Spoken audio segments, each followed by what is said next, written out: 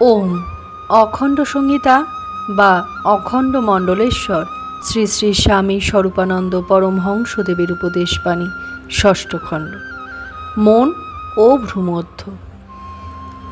দ্বীপ্রহরে ঢাকা হইতে রওনা হইয়া সূর্যাস্তের কিঞ্চিত পূর্বে শ্রী শ্রী বাবামণি ঢাকেশ্বরী কটন মিলের নিকটস্থ ধামঘর শ্রীযুক্ত নলিনীকান্ত চক্রবর্তী মহাশয়ের ভবনে উপস্থিত হলেন। কথা চলিল। শ্রী শ্রী বাবামণি বলিলেন, ভ্রূমধ্য হচ্ছে মনটার বিশ্রামের স্থান।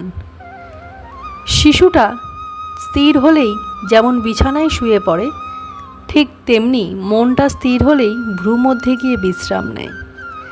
ব্যাঘ্রটা যেমন সারা রাত বনে বনে শিকারের অন্বেষণে ভ্রমণ করেন, ক্লান্ত হয়ে শেষে ঘুমায় তার গুহায় এসে, মনটাও তেমন ব্রহ্মাণ্ডের সকল বিষয়ের পশ্চাদ্বর্ধন করে ক্লান্ত হয়ে বিশ্রাম নেয় সেই ভ্রূমধ্যে।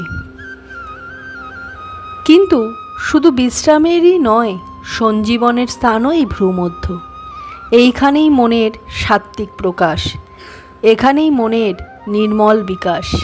এখানেই এসে মন রাজসিক তাড়না আর তামসিক কালিমার হাত থেকে মুক্তি পেয়ে ভূমার অনুসন্ধানে বের হওয়ার শক্তি অর্জন করে।